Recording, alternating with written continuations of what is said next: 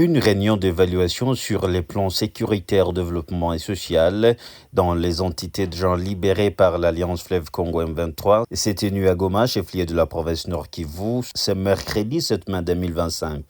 Cette réunion conduite par le gouverneur de province Bahati Musanga Erasto et ses deux vice-gouverneurs dont Willy Mazinga Rambe et Amani Shadrach Bahati a connu la participation de tous les cadres de l'AFC M23 dans les territoires et villes déjà libérés. Plus de détails dans ce reportage de la cellule de communication du gouverneur de province Nord Kivu. Réunion d'évaluation de la situation sécuritaire et socio-économique par les cadres de la territoriale et des entités libérées par l'AFC M23 au Nord Kivu. Le gouverneur Bahati Musanga Erasto a réuni ce mardi 7 mai 2025 au gouvernorat de province les maires des villes, bourgmestres des communes, administrateurs des territoires, chefs de cités et chefs de centres en provenance de Goma, Masisi, Nyiragongo, Rutshuru et Lubero. Le gouverneur du Nord Kivu a saisi cette opportunité pour féliciter les cadres de la territoriale qui ont fourni beaucoup d'efforts pour sensibiliser les jeunes de leurs entités pour entrer dans l'armée révolutionnaire congolaise. Il a remercié également tous les cadres qui contribuent à la sécurisation de leurs entités respectives. Chenye ninaweza sema kila mtu atazungumuza, kila mtu ataleta mafikiri yake, kila mtu atasema juu ya entité, benye batasema juu ya maentité ni maire de la ville na baburgmestre wanapaswa sema na ba administrateur du territoire, kila mtu atasema entité yake ginsi iko, shida zenye ziko, probleme securitaire ginsi ziko na tujifunzie pamoja ginsi zile shida sie wote pamoja. Les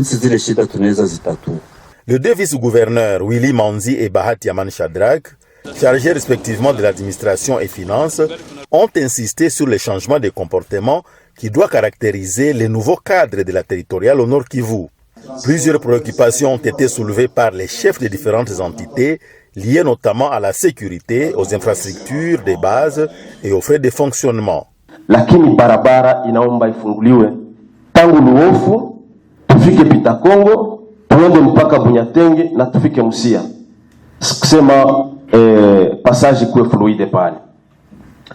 Tunakuwa vile vile na probleme nyingine ni barabara kutoka Kirumba mpaka Kamandi Lake. Pale watu wanatembea na moto, iliomba kutia nguvu kidogo kusema ile barabara vile vile tuifungule. Nayo ni douane. Watu wanabeba mizigo kwa moto makafe. Alors que tukafungule ile barabara le gouverneur Bahati Musanga Erasto a répondu à toutes ces préoccupations et les deux vice-gouverneurs ont également répondu successivement aux questions qui relèvent de leurs compétences. Les participants à cette rencontre ont été satisfaits de constater que la situation sécuritaire s'améliore dans toutes les entités libérées par l'AFC M23. Ils ont également salué les débuts des travaux de construction de la route Sake-Masisi-Walikale et la réfection des ponts dans les territoires de Rutshuru. Le gouverneur a précisé que désormais, chaque entité recevra des frais de fonctionnement pour faciliter la politique de la gouvernance de proximité qui permettra à tous ses collaborateurs d'être des hommes de terrain et non des cadres de la bureaucratie. Par ailleurs, à Bukavu, Willy Ngoma, le porte-parole militaire de l'Alliance Fleuve Congo M23, a été visible avec la population et certains cadres de l'AFC M23 dans cette partie de la province Sud Kivu. Dans son allocution, le colonel Willy Ngoma a précisé que l'OM23 restera dans les zones déjà libérées.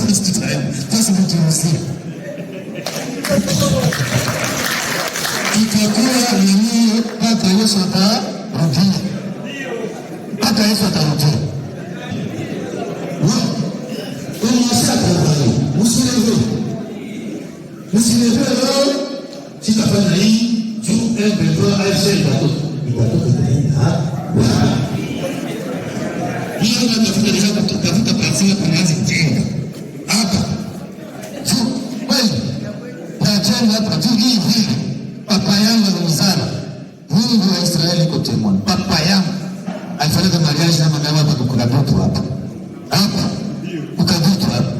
Sasa taita wapi? Tutarudi. Tutakuwa na nie paka Yesu. Nous serons avec vous. Laissez les distractions aller dire à la population, nous sommes ici pour le changer. Tutumike. Kama unataka unatumika pamoja. Kama unakataa wewe nyamaza, lakini upende usipopende itakuwa hapa, tutabaki hapa. Tunasikilizana pale.